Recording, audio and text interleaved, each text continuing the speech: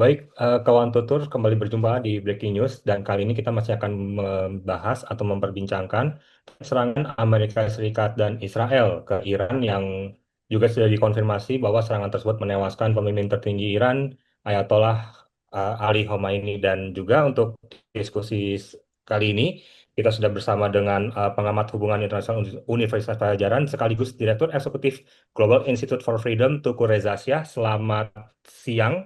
Pak Tukur Reza Shah. Apa kabar, Pak? Nah, selamat siang, salam dari Bandung. Iya, baik, Pak Reza, kita mulai. Ini kita sudah tahu bersama bahwa pemimpin tertinggi Iran, Ayatollah Khomeini ini sendiri sudah dinyatakan tewas, Pak. Dan juga bagaimana peta kekuasaan Iran dalam 24 hingga 72 jam ke depannya. Ini pertanyaan yang sangat menarik ya, dan menjadi hirauan dunia, karena kita semua belum tahu kemana Iran akan berada.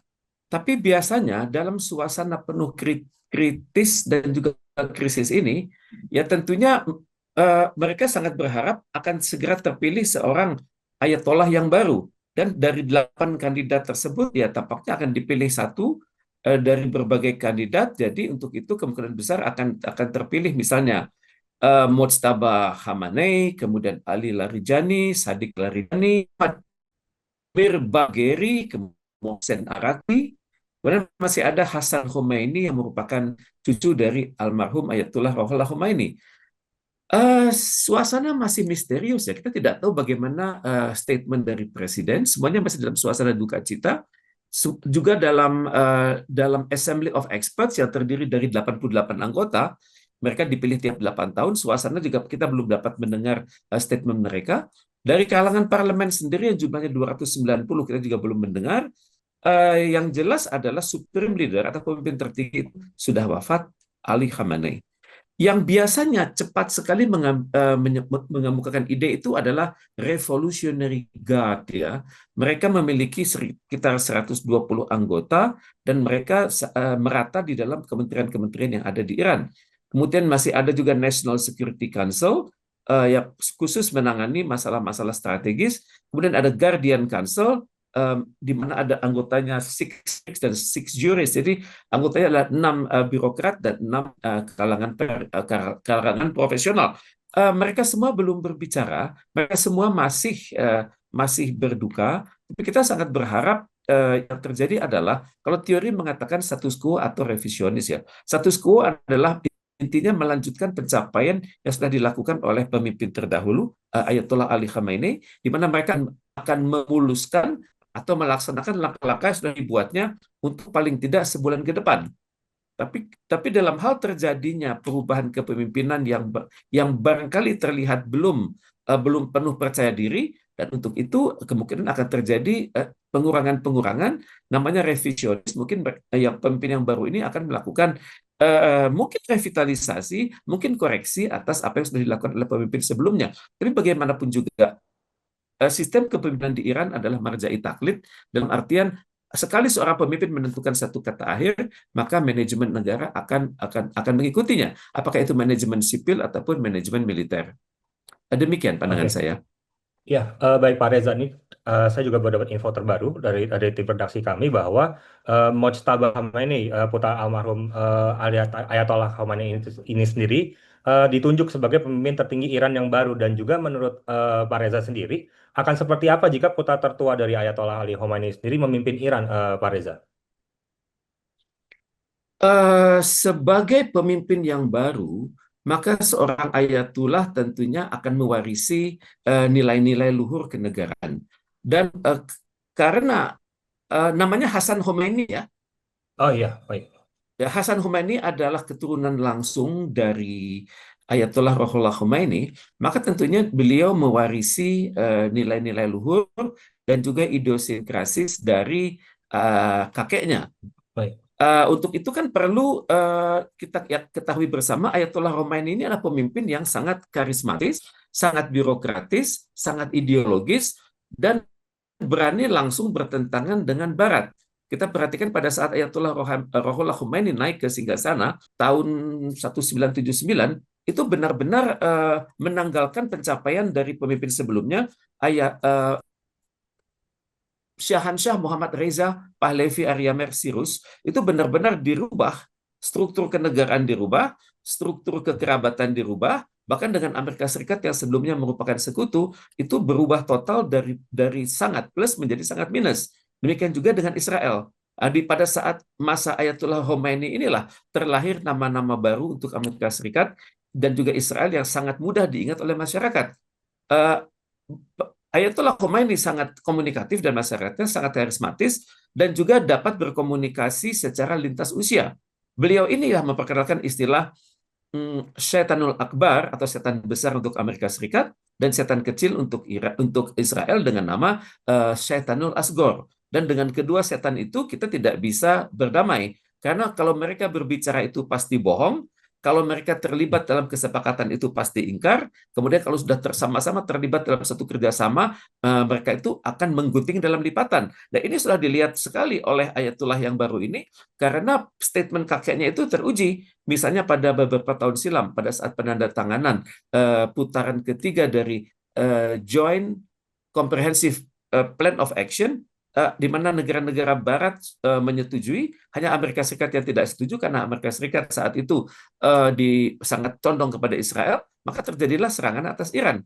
Kemudian beberapa hari silam juga sudah terjadi serangan atas Iran. Jadi ini menunjukkan kebenaran dari fatwa atau pemikiran cara pandang dari Ayatullah Ruhollah Khomeini dan tentunya ini akan sangat diyakini oleh cucunya. Cuman saya belum tahu kan ada gap di antara mereka sampai 30 tahun. Apakah selama 30 tahun tersebut terjadi sosialisasi ide ataukah Ayatullah yang baru ini memiliki kemampuan belajar sendiri secara otodidak atas kepemimpinan Iran. Karena biasanya mereka yang ditunjuk menjadi ayatollah tersebut adalah mereka yang sudah memiliki kepakaran yang luar biasa di bidang keagamaan dan juga mereka memahami sekali hal-hal yang menyangkut dunia yang sekuler. Karena itulah sangat penting kita memperhatikan bagaimana figur ayatollah yang baru ini karena ada kemungkinan beliau akan melanjutkan pencapaian kakeknya, kemudian ada juga kemungkinan beliau akan berbeda pandangan dengan kakeknya. Ini masih harus dipelajari. Tapi setidaknya Hasan Khomeini ini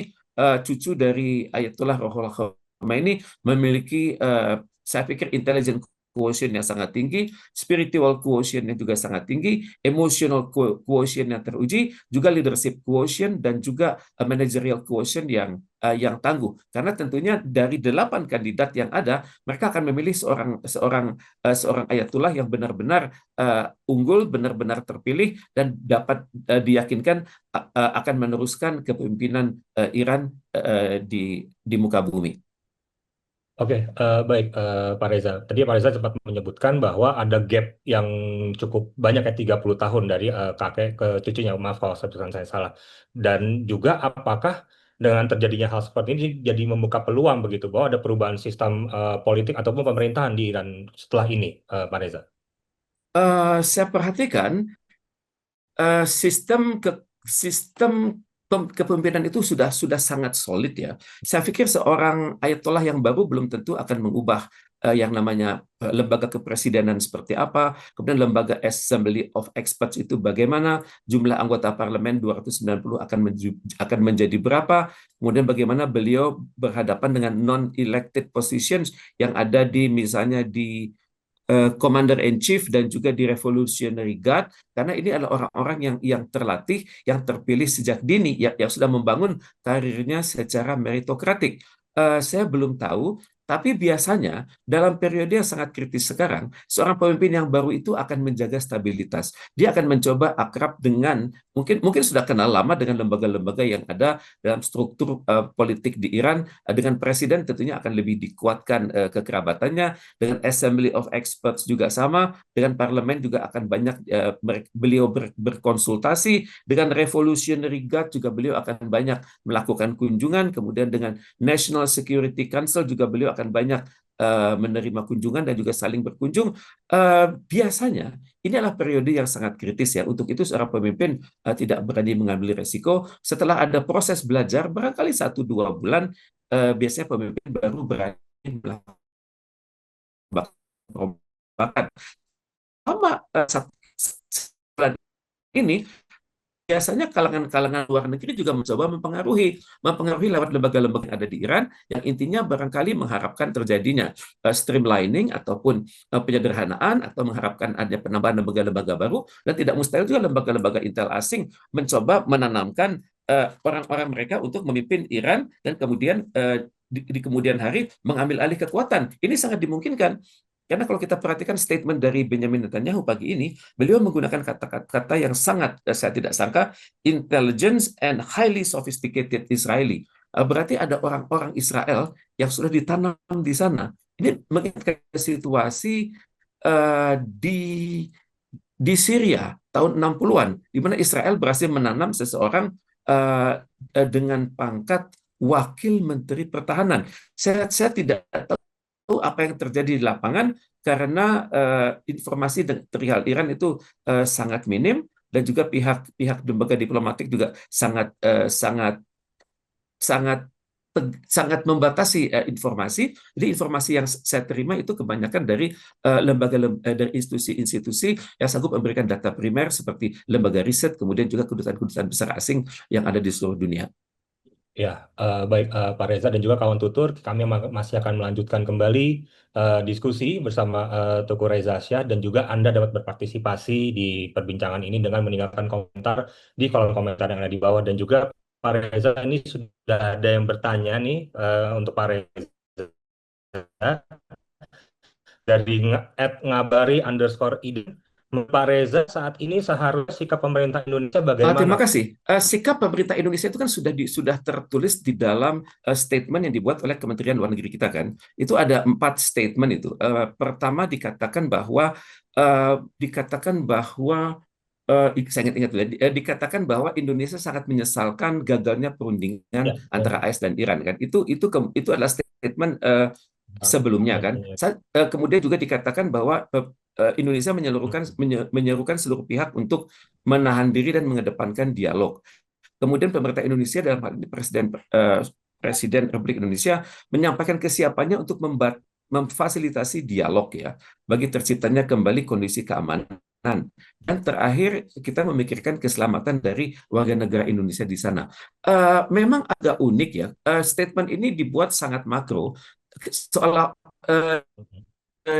di mana menganggap eh, bahwa hendaknya pihak-pihak yang, padahal yang terjadi adalah suatu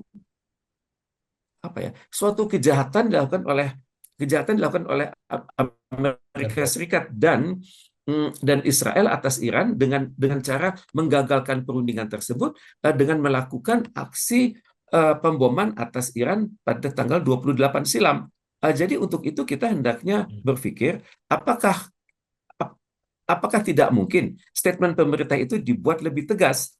Misalnya dengan menyebutkan kata, misalnya pada tanggal 28 Februari sudah terjadi suatu tindakan yang bertentangan dengan hukum. Tindakan itu bertentangan dengan pasal 2 ayat 4 dari Piagam Perserikatan Bangsa-Bangsa, yang sebenarnya tidak mengharapkan adanya agresi dari satu negara terhadap negara lain. Kemudian juga hendaknya kita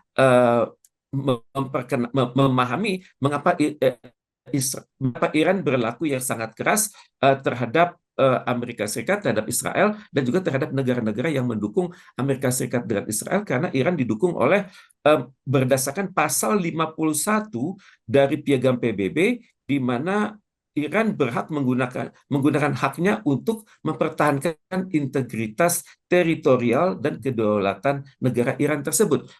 Saya pikir ini yang kita harus hati-hati, karena dalam hal kita mencoba mendekati Iran untuk menjadikan diri kita sebagai negosiator, tentunya Iran akan melihat bagaimana sikap kita dari hari ke hari. Dan mengingat sekarang sudah terjadi kematian atas Ayatollah Ali Khamenei, dan di mana keadaan semakin memburuk, ya sudah tiba saatnya Kementerian Luar Negeri membuat suatu statement yang lebih akurat perihal ini. Karena bagaimana mungkin kita mendekati Iran kalau Iran melihat pemahaman kita atas negaranya sangat terbatas. Karena untuk berhasil menjadi seorang negosiator yang ulung, itu kan kita harus menunjukkan pertama track record ya. track record. Kita punya Hmm. track record di kawasan Asia Tenggara, betul. Kita punya track record di Lebanon, betul. Tapi kalau untuk Iran, kita belum pernah punya pengalaman ini. Dan untuk itu tentunya Indonesia harus datang kepada Iran itu dengan informasi.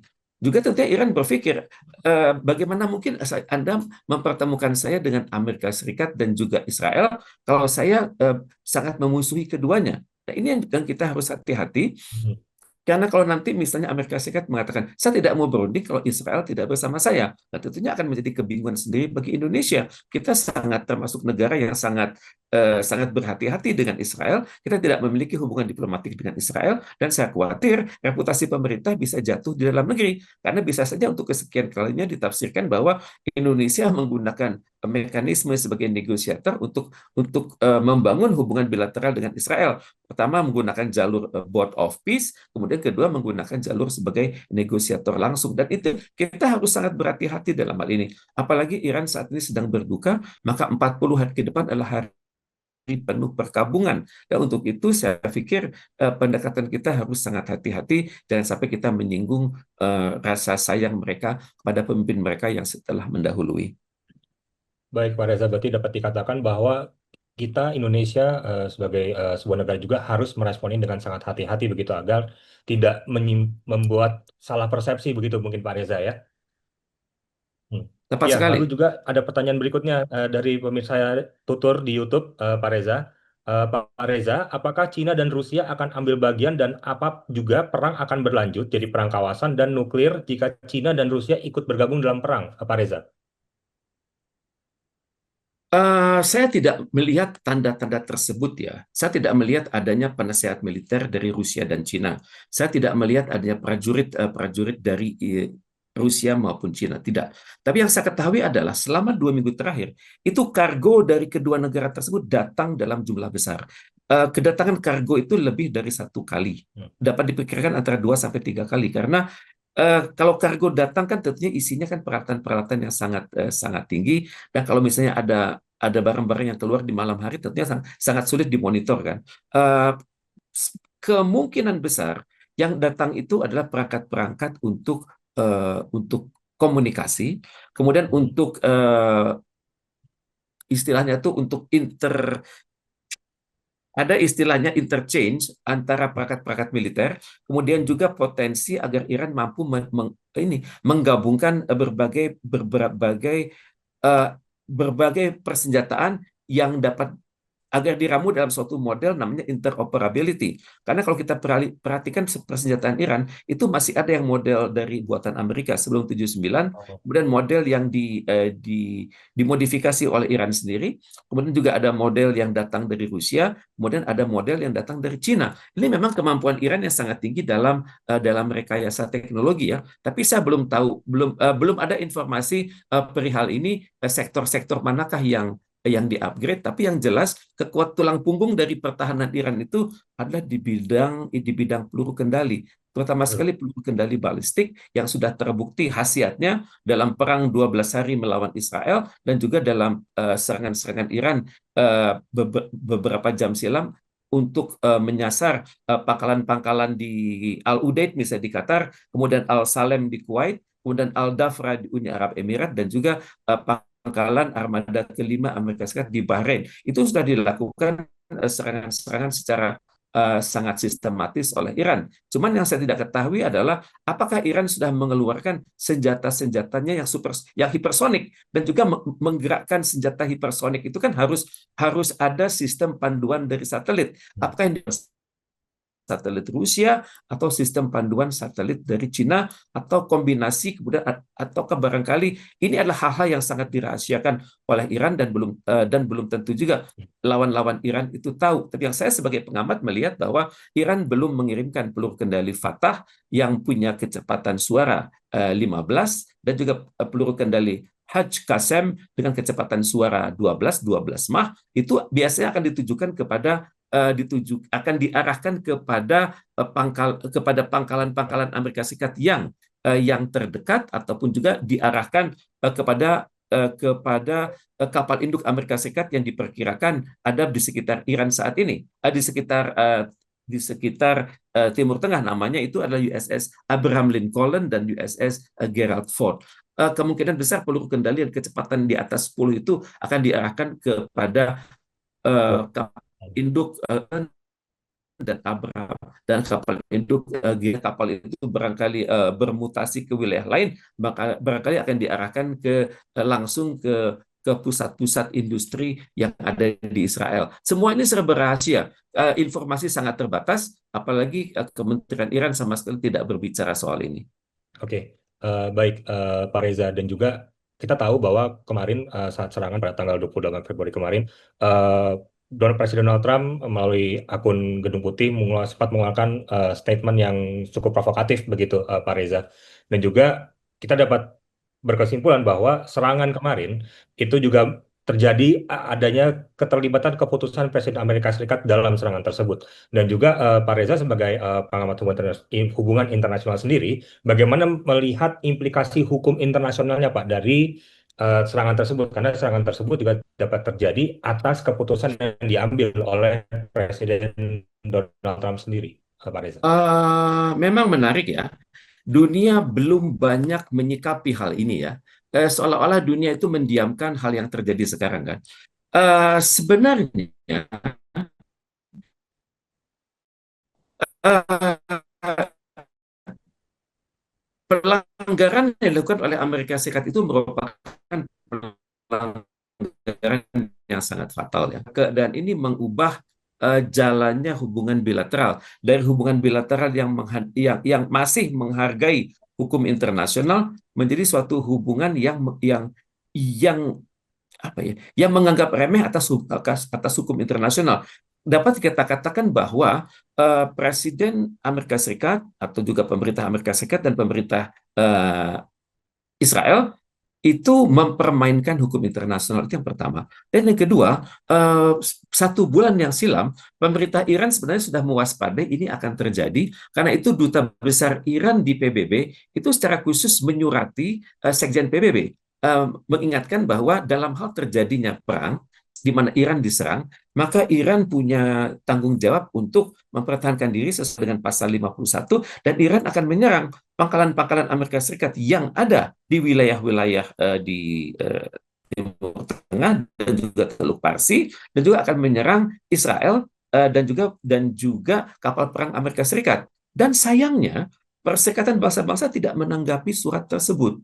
Jadi dalam hal ini Perserikatan Bangsa-Bangsa turut bertanggung jawab. Dan kita juga ingat pada sekitar minggu ketiga bulan Januari, Presiden ke-6 Indonesia, Bapak Susilo Bambang Yudhoyono, itu sudah menyarankan pemerintah Indonesia dan juga dunia untuk mempersiapkan suatu sidang luar biasa di Perserikatan Bangsa-Bangsa. Dunia tidak menyambut hal itu begitu. Padahal Bapak Susilo Bambang Yudhoyono sudah yakin sekali bahwa hal ini akan terjadi karena beliau sudah mempelajari bagaimana proses terjadinya Perang Dunia I dan Perang Dunia II, dan juga keterlibatan pemimpin-pemimpin yang dari dalam negeri yang sangat kuat kredibilitasnya dan juga sering mempermainkan hukum internasional. Jadi sayang, PBB itu kehilangan 2 poin. Pertama, tidak menanggapi keprihatinan Presiden ke-6 Indonesia, Bapak Susilo Bambang Yudhoyono, dan juga tidak memerhatikan surat yang dibuat oleh Duta Besar Iran sendiri kepada Sekjen PBB dan kepada Dewan Keamanan PBB. Jadi ini adalah kenyataan sekarang, membuktikan bahwa hukum internasional sudah terpinggirkan, dan yang berlaku adalah siapa yang kuat akan mengalahkan yang lemah. Hukum yang berlaku adalah apa yang dikatakan oleh kuat itu akan terjadi, dan yang lemah harap siap-siap menerima kekalahan ataupun juga kenestapaan di kelak kemudian hari. Jadi ini adalah hal yang terjadi, dan untuk itu kan tentunya ada peranan dong dari Indonesia. Kita adalah negara yang terpandang di ASEAN, di Organisasi Konferensi Islam, di Gerakan Non-Blok, di Kerjasama Selatan-Selatan, dan walaupun kita bukan anggota Liga Arab, tapi seringkali kita mendapat kehormatan berada di Liga Arab. Sudah tibalah saatnya Indonesia sekarang merancang antara lain resolusi di Majelis Umum PBB. Kemudian yang kedua, kita juga mempersiapkan terjadinya suatu sidang istimewa di PBB itu sendiri. Karena kalau tidak, Amerika Serikat dan Israel akan merasa bahwa mereka lah datuk dari kepemimpinan dunia dan mereka itu berhak melakukan apapun. Hari ini yang kena adalah Iran, walaupun perang masih berjalan, karena saya pikir pemimpin yang terpilih uh, Khomeini yang generasi ketiga ini tentunya juga masih memikirkan apa yang akan dilakukannya dengan target-target yang belum terselesaikan dari kepemimpinan Ali Khamenei sebelumnya. Jadi sebelum hal ini berujung kepada daripada kekisruhan lebih lanjut, ya barangkali sudah tibalah saatnya Indonesia menggunakan apa ya, mengoptimalkan kemampuan negosiasi, kemampuan diplomatik yang dimilikinya untuk menggalang solidaritas internasional agar perang ini segera selesai, karena perang ini sudah sangat membahayakan. Perang ini berpotensi melibatkan negara-negara di Timur Tengah. Dan kalaupun Rusia dan China itu belum berkomentar, tapi dalam hati mereka berpikir kalau Iran sampai jatuh, maka yang terjadi adalah suatu perluasan Israel Raya, dan perluasan Israel Raya itu akan menjadikan Amerika Serikat dan Israel sebagai penguasa tunggal di kawasan Timur Tengah. Dan karena itu Rusia dan China walaupun belum memberikan komentar, belum melakukan kegiatan-kegiatan militer, tapi mereka memiliki pengetahuan yang cukup untuk tahu kira-kira kemana Iran akan berperilaku dalam masa kritis saat ini. Iya, baik Pak Reza. Tadi menarik yang Pak Reza sebutkan soal terbentuknya Israel Raya, yang berarti Israel ini akan menguasai daerah-daerah ataupun negara-negara yang ada di Timur Tengah kawasan begitu. Dan itu berarti dapat dikatakan bahwa Israel Raya sendiri menjadi sebuah motif begitu bagi Israel melancarkan serangan kepada Iran begitu ya, Pak Reza. Apa yang Tepat sekali Kang Kristo Suryokusumo. Walaupun mereka tidak pernah menyatakannya itu ya. Hmm. Sekarang yang bisa menghalangi Israel Raya itu hanya Iran. Iran memiliki kekuatan balistik, Iran memiliki kekuatan nyali, juga Iran memiliki kemampuan mempengaruhi pandangan internasional.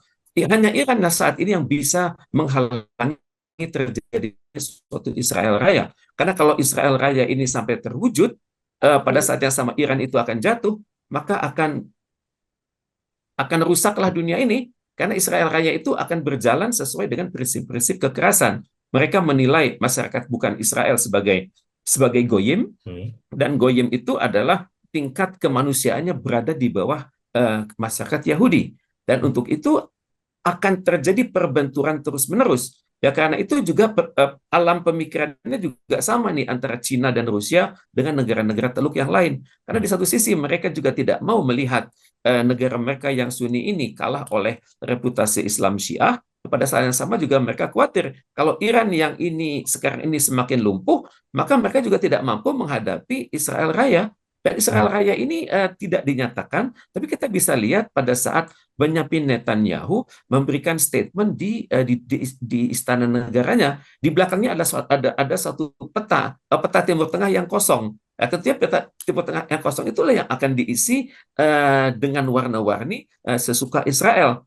Dan untuk itu tentunya ini suatu situasi belum selesai, dan kita juga belum melihat Iran mengeluarkan senjata-senjata yang hipersonik yang dimilikinya. Karena saya perhatikan dari perang 12 hari tahun lalu, Iran akan mengeluarkan dulu senjata-senjatanya yang sudah berumur, dan pada hari-hari ke-9, 10, 11 baru dia mengeluarkan senjata-senjatanya yang terbaru. Dan pada saat itu Israel hampir luluh lantak, barulah Amerika Serikat turun pada hari ke-12 dengan menargetkan instalasi nuklir yang ada di Iran. Dan juga saya juga tidak tahu apakah instalasi nuklir ini sudah mencapai tingkat presisi sehingga mencapai level untuk pertahanan atau belum. Bahkan International Atomic Energy Agency pun mengatakan Iran belum mencapai level itu. Tapi bagaimanapun Israel dan Amerika Serikat membutuhkan amunisi, membutuhkan dukungan publik untuk mengatakan bahwa Iran sudah mencapai level itu. Dan inilah kebiasaan Israel dan Amerika Serikat, mereka bergerak seperti halnya gunboat policy. Selesaikan dulu urusan, nanti pertanggungjawabannya belakangan. Ini pernah mereka lakukan atas atas Irak pasca kejadian 9/11, di mana mereka mengatakan Irak memiliki senjata pemusnah massal, ternyata tidak ada. Kemudian dikatakan bahwa pemerintah Irak sangat menzolimi rakyatnya, juga tidak terbukti. Dan terakhir alasannya adalah Amerika Serikat waktu itu ingin mengganti suatu pemerintahan dengan yang lebih demokratis. Nah, inilah bahayanya, suatu pemerintahan yang lebih demokratis versi Barat itu belum tentu sesuai dengan cita-cita luhur masyarakat di mana mereka berada. Misalnya kita perhatikan, mengganti Libya dengan suatu pemerintahan yang demokratis, kita tidak mampu bergerak. Libya sudah rontok sekarang dari negara yang sangat kaya menjadi negara yang dapat dikatakan miskin. Kemudian Afghanistan juga sama, tidak berkembang di bawah kepemimpinan Amerika Serikat. Kemudian juga kita perhatikan seperti Syria. Syria juga sama. Jadi dalam hal ini saya pikir Ayatollah yang baru, Ayatollah Hasan Khomeini itu sudah belajar dari kearifan kakeknya, sudah belajar dari pengalamannya sendiri sebagai tokoh religius dan Iran. Tentunya akan banyak kebijakan-kebijakan baru yang dibuatnya, dan belum tentu kebijakan baru ini dapat diterima dengan mudah oleh negara-negara Barat yang sebenarnya sudah sangat rindu atas diangkatnya seorang tokoh namanya Reza Pahlavi Sirus, adalah putra sulung dari Syahansyah Muhammad Reza Pahlavi Arya Mersirus yang meninggalkan Iran pada tahun 1979 silam. Ya, baik juga Pak Reza, dan juga dengan serangan Amerika Serikat Israel ke Iran ini kan juga menyebabkan pemimpin negara berdaulat ini terbunuh dalam serangan. Kurang lebih seperti itu ya Pak Reza. Dan Betul. juga apakah tindakan seperti ini dapat dikategorikan sebagai pelanggaran hukum internasional saja atau bahkan sudah masuk ke dalam kejahatan perang, Pak Reza? Memang hukum perang itu luas ya, tapi Hmm. memang tergantung kepada kepiawaian pemimpin Iran untuk menafsirkan apa yang terjadi. Tapi yang di pasal 5 itu berhak digunakan oleh Iran, dan keempat itu sudah terlaksana atas diri mereka. Dan untuk itu kan seperti biasa, kalau kejahatan perang ini dilakukan oleh Amerika Serikat maupun Israel, dunia bicara.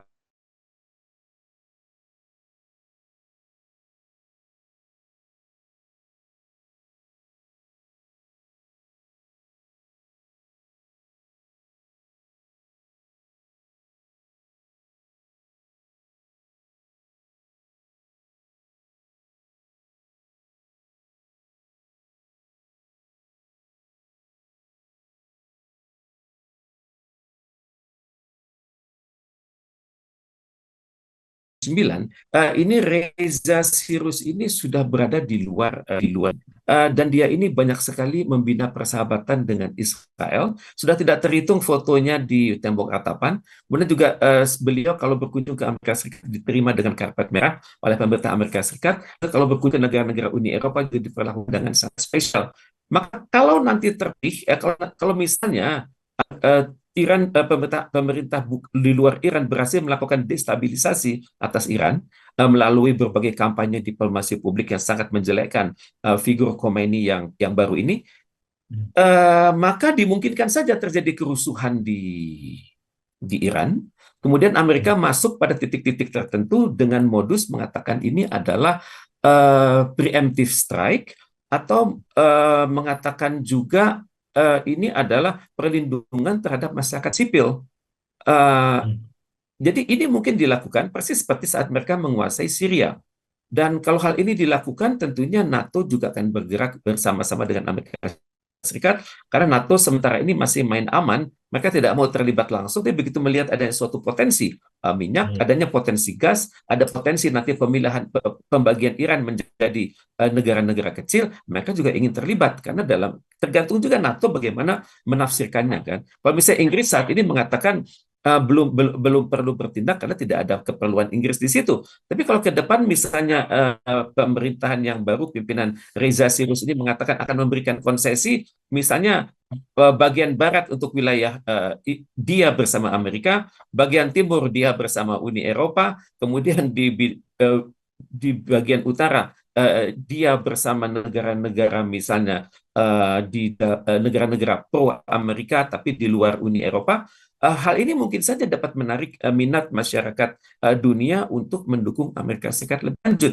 Karena itu sangat dibutuhkan sekarang elit-elit Iran, siapapun mereka, untuk mengedepankan semangat kenegaraannya, untuk menanggalkan semangat-semangat kepemimpinan, untuk menanggalkan semangat-semangat ambisi pribadi. Karena sekaranglah saatnya Iran itu membuktikan kami adalah bangsa Parsi, kami sudah berkinerja sejak lebih dari 3.000 tahun dan kami akan survive. Kita lebih survive daripada Amerika yang baru berdiri pada tanggal 4 Juli tahun 1997 tahun 1776.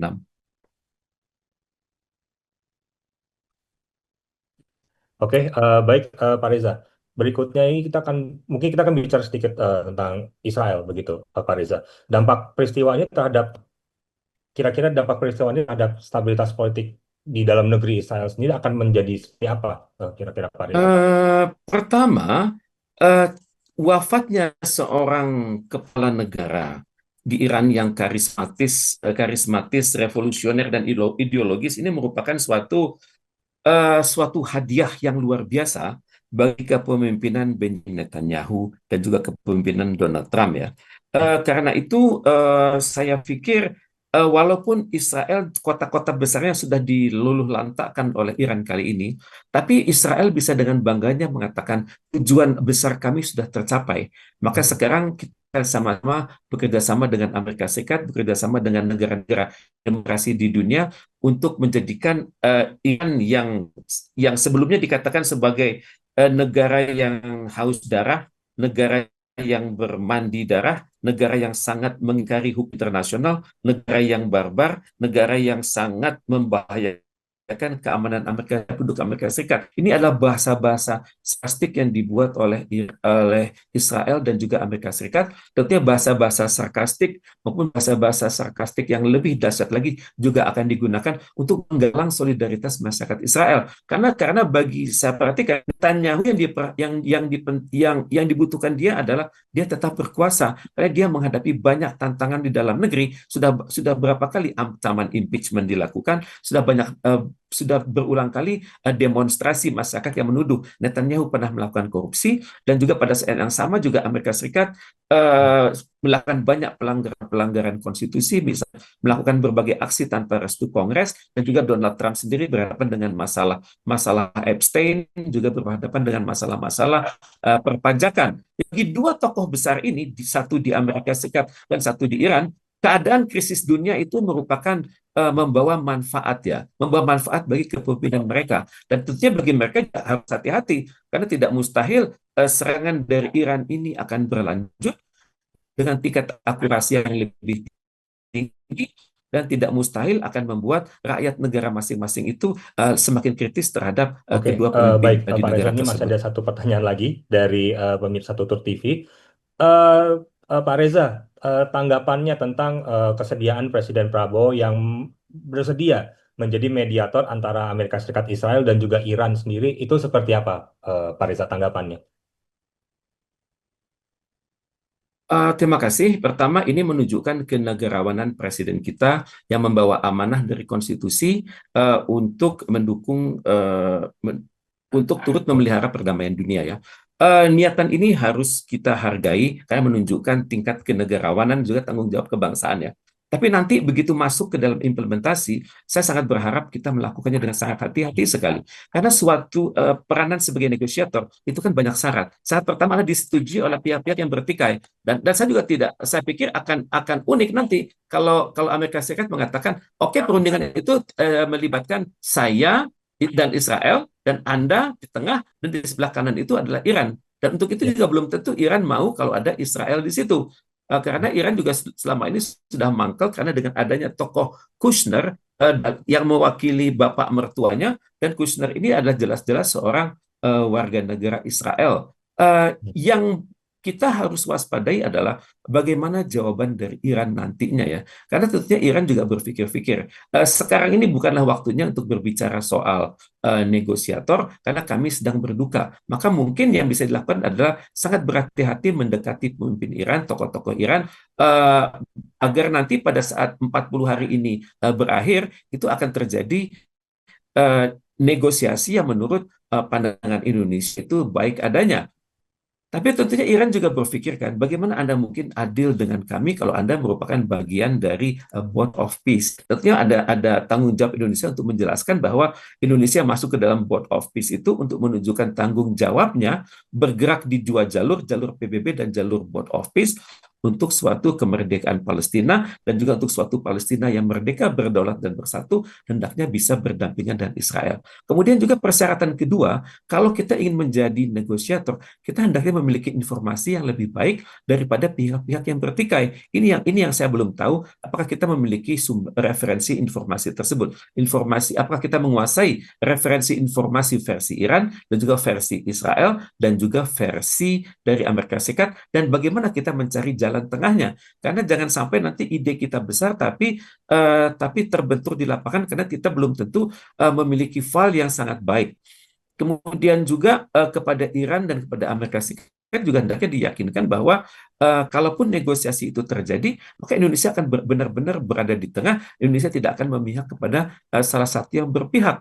Dan untuk itu saya pikir selama 40 hari ini adalah waktu Indonesia untuk benar-benar belajar, memahami bagaimana Amerika Serikat bersikap dan juga bagaimana Iran bersikap. Karena tidak mustahil kita akan diuji petik juga oleh kedua pihak tersebut. Anda mau mendamaikan kami, tapi apa yang Anda ketahui tentang kami. Dan untuk itu saya sangat berharap dalam tim negosiator Indonesia ke depannya, itu Presiden didampingi oleh diplomat-diplomat karir yang bukan hanya memahami bahasa dan budaya Parsi, tapi juga bahasa dan budaya Arab, juga sangat memahami konstruksi berpikir abstrak dari Amerika Serikat dan Iran. Dan untuk itu saya sangat berharap masih ada waktu untuk untuk melakukan konsolidasi di bidang diplomatik bagi Indonesia.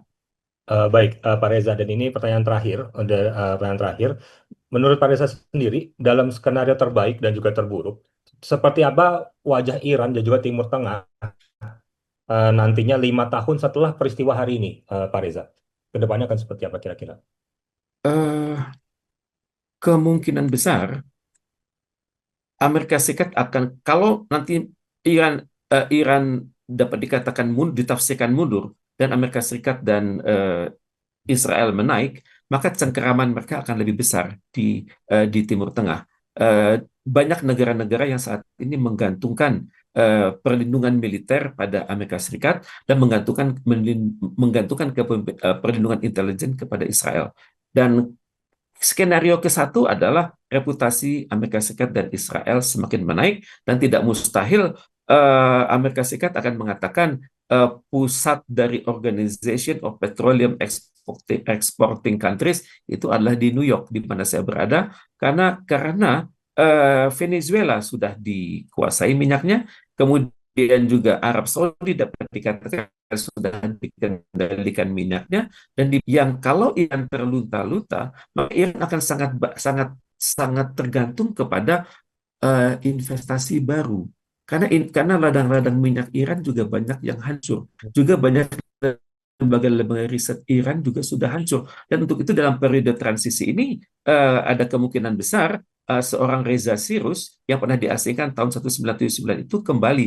Dan cara kembalinya itu mungkin dengan dari pinggir-pinggir Iran dulu, nanti Amerika Serikat akan datang dengan ide responsibility to protect atau R2P, di mana nanti ada kantong-kantong masyarakat yang bukan Syiah dan kantong-kantong masyarakat yang bukan Parsi yang memerlukan pendampingan khusus. Disitulah Amerika Serikat akan berada. Istilahnya itu makan bubur dari pinggir. Kemudian pada saat yang sama di tengah-tengahnya di tengah bubur itu sudah ada Syiah Iran yang baru, dan kemudian dengan bertahap ya Iran akan dikuasai. Apakah hal itu akan terjadi?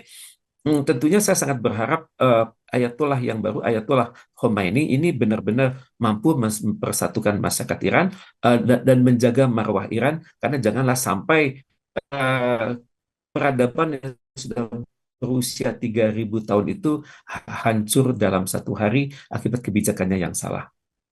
Oke, baik. Terima kasih Kak Reza atas kesempatan untuk berdialognya terkait konflik Amerika Serikat, Israel, dan juga Iran dalam sore hari ini.